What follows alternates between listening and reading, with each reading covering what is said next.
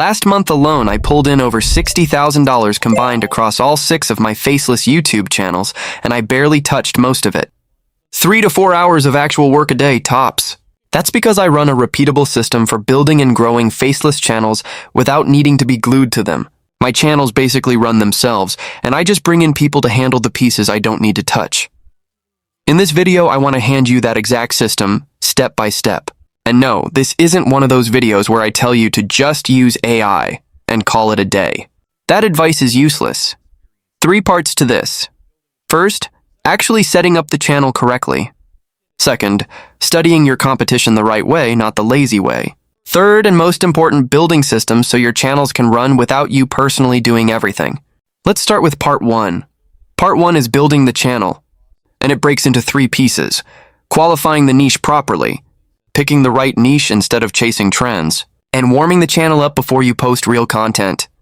For finding a solid niche, I put together a free 2026 niche list covering around 65 different niches and channels, color-coded with all the requirements I look for already broken down.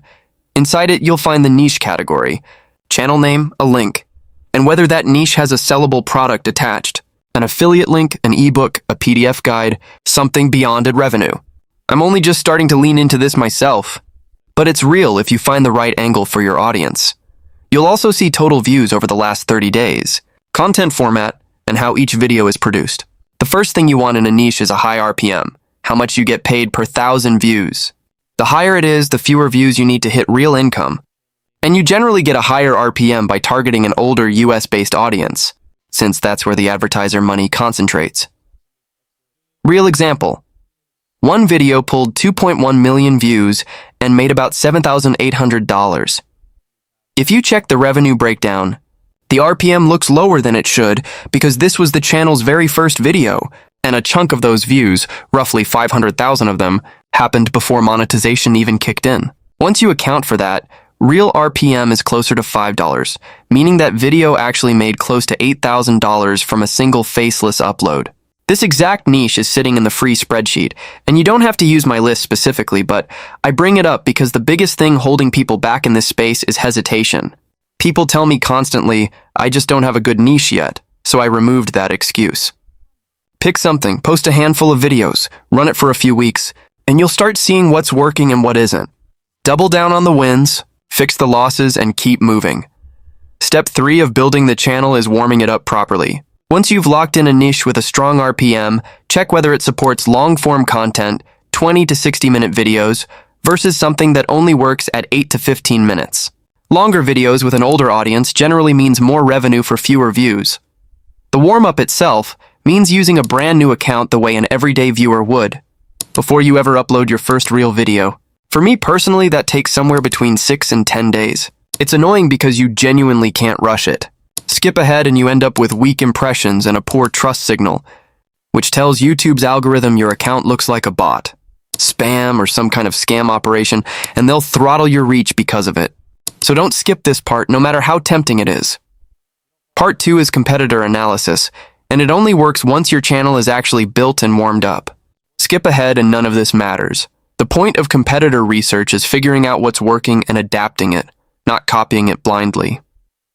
When YouTube pushes a topic in your niche, study the format, the structure, and understand why it's performing. That word, understand, is everything. I've built a repeatable process that lets me recreate videos that blow up almost immediately. That same $8,000 video hit 495,000 views in its first 7 days. Not random, a formula. If a channel has a strong structure, title formula, thumbnail style, or recurring phrases, study it and adapt it. Don't clone it. If you want this to be full-time income, you need your own spin on it. The most underrated trick here: study the most replayed section of a competitor's video and read their comments. Going through both shows you exactly what the audience loves and hates, and you can build that straight into your own content. Quick walkthrough. Pull up the niche list and grab a random channel, say one called Paul McAllister, already one of the channels on the list. In the last 7 days alone, this channel pulled 3 million views and 8.8 million long-form views over the past 30 days, easily 6 figures a month. Look at their top-performing videos and hover over the video timeline. You'll see spikes, the most replayed sections, And that's usually where the core idea or most compelling part of the video lies. Take a video titled, "Why Nobody Wants to Visit Branson, Missouri Anymore." You might not be the target viewer, but the trick is putting yourself in that audience's shoes and figuring out why they'd click and stay. That video has close to 9 separate replay spikes. Pull up another video from the same channel and scroll to the comments, gauging quality by comment length and like count. A highly liked comment usually signals something the audience resonated with strongly. One comment read, "Really interesting, I just wish it wasn't AI." Useful intel. It tells you some viewers are catching on to AI narration, so maybe you lean into more realistic B-roll or real stock footage. Other comments shared personal experience, someone saying they were just there and it was packed with tourists, contradicting the video's whole premise. That tells you why the video worked, maybe it stirred debate or played on nostalgia. So for your own version of a similar video, check the most replayed section of a top competitor's video. Are they highlighting downsides, weighing pros and cons? Then check comments for what people loved and hated. People are brutally honest there, they don't owe you anything. You'll also see comments like "proud to be from here" or "loved this," telling you the format resonates. Barely anyone in this space actually does this analysis, which is a big part of why this has worked so well for me. Part 3 is setting up systems, and this matters most once you're monetized. If you're pre-monetization or still making a few thousand a month, stay hands-on first. So once you bring on help, you actually know how to train them and explain your process. Once you've got proof the concept works, streamline everything. Running multiple channels requires real systems, documented processes, and a network of freelancers who can take work off your plate.